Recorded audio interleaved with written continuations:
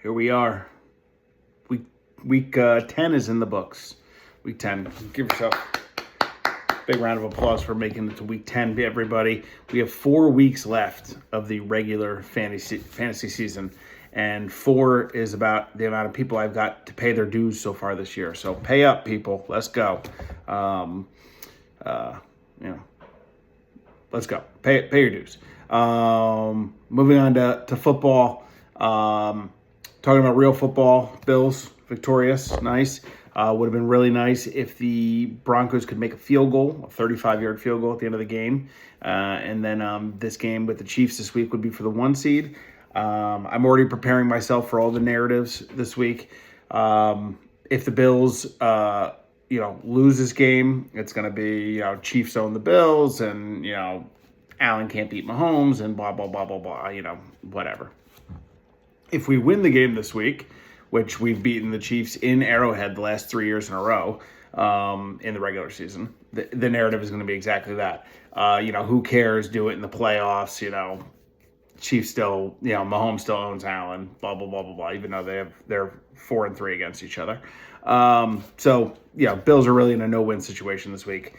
We win, people are going to say it doesn't matter till you do it in the playoffs. If we lose, they're going to say, oh, you guys suck and you can't beat Mahomes. So preparing for that already. For Marissa, for your Dolphins, nice win last night. I did not really enjoy that, especially knowing that you guys are playing like the Raiders and the Pats the next 2 weeks. So you're going to be on a nice 2-game winning streak going into Thanksgiving night. And all I'm going to have to hear on Twitter is about all the Dolphins and how they're back and blah, blah, blah, blah, blah. Giants, right now you're the number 1 seed for, you're not the number 1 seed. You got the number 1 pick. So good luck with that. I don't know if Dable and Shane are going to survive this or not. Obviously, Daniel Jones is gone. You seriously got to consider the quarterback change, not because you're trying to win games. Obviously, you want that top 5 pick at this point. But, his injury guarantee is there. And I don't know if you can risk, Daniel Jones getting hurt, 2 weeks from now, and then you're on the hook for $23 million for him for next year. I would try to avoid that if I can. I'd pull that Russell Wilson move that the Broncos pulled and just, put his ass on the bench. Who else? Oh, yeah, Jets. I'm not going to pile on. I'm going to be nice. I'm not going to pile on. I actually will pile on a little bit when we talk about fantasy because some of the decisions some of you guys made are like the Jets are good. So I will pile on later, but I'm not going to pile on now. It's been tough enough for you guys. And then Pats, nice win, JJ. Drake May, had some Allen-esque type plays. I think you've already got this Pats season is already a win for Patriots fans. You wanted to see if Drake May looks like the guy. Obviously, he's not going to come out, the Matt Ryans and the Joe Flacco's, the year they were both rookies and both took their teams to the playoffs, that's an anomaly. That's not a normal thing. Andrew Luck, that's not a normal thing. Rookies aren't supposed to look great to start off with. But you just want to see that the talent is there. And I think when you watch Drake May, you could see that the talent is there. Now, the Pats have to do all the other stuff to build around him. But I think you look at Drake May and you say, oh, he looks like a professional NFL quarterback. Has a skill set that can make some elite plays off schedule. Props to that. I think the Patriots have their guy. Now they have to do everything else. Very similar to where the Bills were in 2018. They drafted Allen. We knew Allen was the guy. The rest of the team was terrible. Build around him now. And fortunately for us, we did it. And we'll see if the Patriots do it as well. Did I cover everybody? I think that's all of our teams. Bills Chiefs, big week. NFL Today will be broadcasting from Buffalo. And I'm not nervous about it at all or anything. I'm definitely not stressing about it and, letting it consume all things about me. So moving on to fantasy. Speaking of JJ gave me the butt kicking this week. I believe JJ had the highest score in the league. It's a low-scoring week for fantasy for us. I had the 4th highest score. I was only 4 points off the 2nd highest score, and yet JJ beat me pretty handily. I didn't have the points on the bench. He has a 12-point win over me. I had a great start Thursday with Burrow, but unfortunately, the combination of Chuba Hubbard, Purdy didn't play as well as Burrow did, but he kind of offset Burrow's great game by having a very good game himself. And then Hubbard and London, and I really didn't have much past Bijan and Burrow this week. My depth is gone. I lost my wide receiver 2. I lost my wide receiver 3. Actually, no. I lost my wide receiver 1 and my wide receiver 2. And to injuries already in Olave and Ayuk. Obviously, they weren't playing particularly great to begin with, but not having them at all really hurts. So I've been patching it together. And hopefully I can continue to patch it together long enough to make the playoffs, and then, anything can happen there. So JJ beats me. He improves to 5-5. I fall to 6-4. We'll talk about what that means for playoff seeding a little bit. Zach came back strong with the victory this week, 124-114 over Justin. I'm definitely going to lose that Calvin Ridley, Chris Olave bet. Ridley was Zach's high score with 25.5 points. Bucky Irving, Juwan Jennings had good games. Shout out to Juwan Jennings. Larry and I just made a trade in Marcel's league. Dynasty, that's where it's all at. I think we should all go to Dynasty all the time because that's the only place I win anymore. Sorry, I just got done working out. Justin. Mont St. Brown played okay. You'll take it, but you expect bigger games from him. He got a big game out of the Minnesota defense. Zach got the win despite a negative 16 point differential for him in the fantasy defense category. Mooney had a good game for Justin. Where Justin lost this game was his quarterback decision. He started the 31st ranked quarterback who's averaging 12 points a game in fantasy, and started him over the 7th ranked fantasy quarterback who's averaging 18 points a game. If I said this to you, you'd say, why did he do that? Again, he started Tua and he benched Kyler Murray. Kyler obviously had an excellent game and would have had the winning points for Justin. I understand Kyler had a shit game the week before. And the Jets did have a good game against the Texans, but I mean, we've seen the Jets get shredded by, Allen had a 3-touchdown game against the Jets. Russell Wilson had a 30-plus point game against the Jets. Who else? Jacoby Brissett came in relief and threw touchdowns against the Jets. I mean, we're talking about the Jets defense like they're the 85 Bears. I mean, they're not a bench your starters defense. So there's some other decisions later in other games that is the same thing, was like go with Jets guys over, bench guys because they're playing the Jets, which I don't really understand this year. Their defense is not what it's been in the past.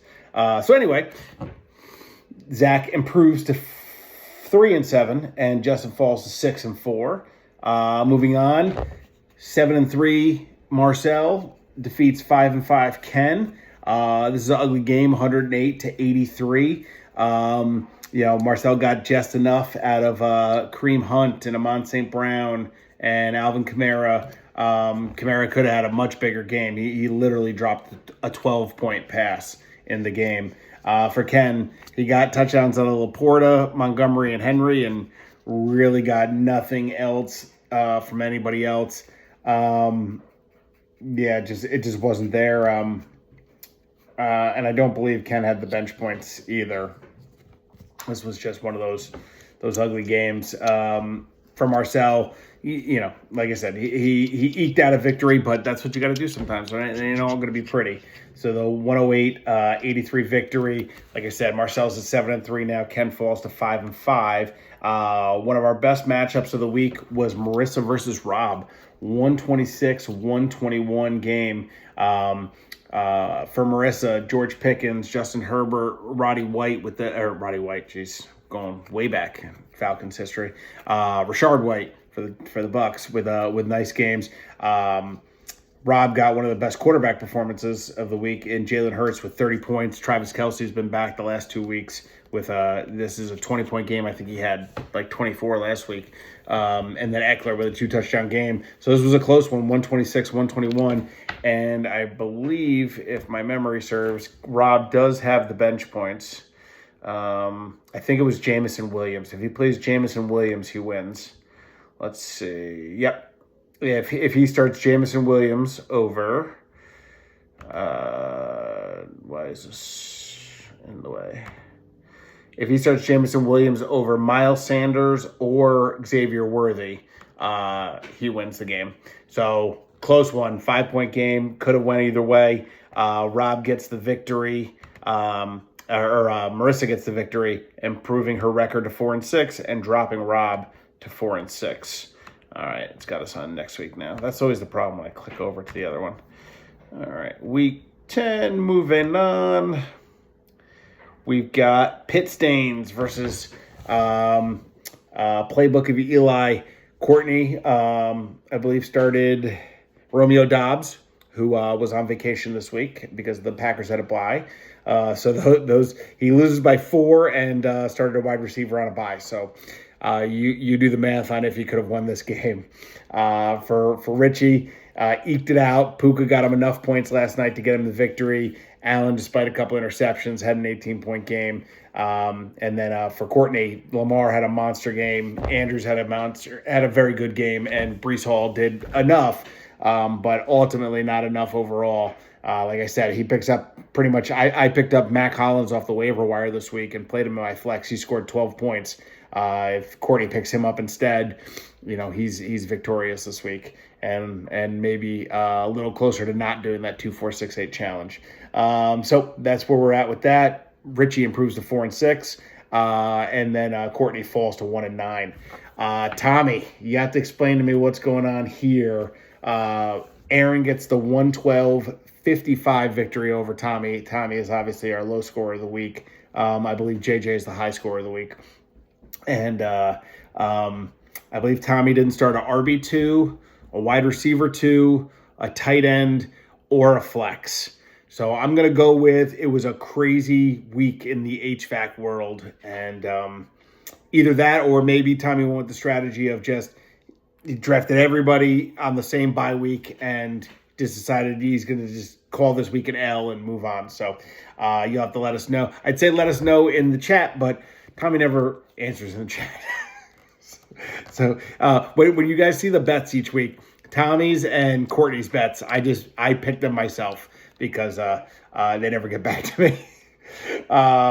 So Aaron with the 112-55 victory for Aaron. The game was one Thursday night when Jamar Chase went for 55 points. I felt the full spectrum of the Chase game. In one league, I was going against Chase, so Thursday night I had lost. In another league, I have Chase and Lamar Jackson, so I scored 91 points on Thursday night, so I felt pretty good the rest of the week. I ended up winning. Much closer game than I thought it was going to be, though. And then in this league, I had Joe Burrow, so I felt good Thursday night. Obviously, things did not break my way. So I, like many people, was a victim of Jamar Chase this past week.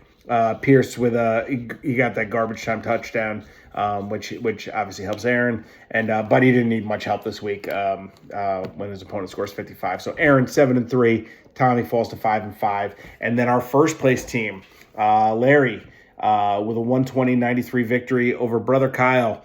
For Kyle, we've talked about his team before. If his running backs go off, his team is literally the highest scorer in the week, which has happened a couple of times this year.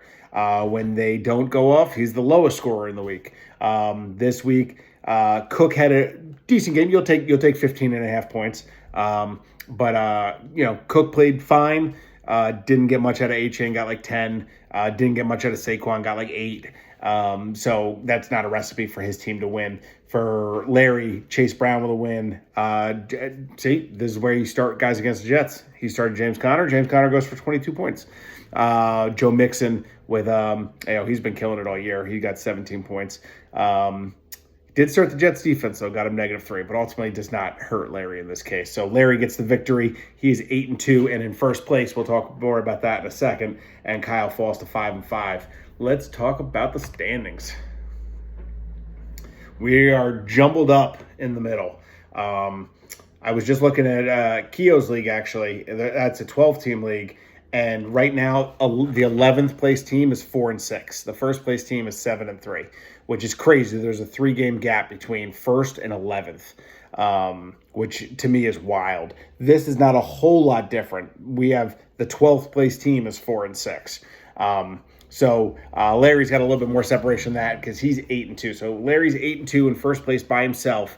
He has got a 99% chance of making the playoffs. So Larry's feeling good right now. Marcel is 7-3. So the 7-3 teams are Marcel and Aaron. We've starting to get a little bit of separation there. Not everybody jumbled at the top. Marcel is 7-3 with a 93% chance of making the playoffs. Aaron is 7-3 with an 87% chance of making the playoffs. We're moving on to the 6-4 teams. We've got Justin and me.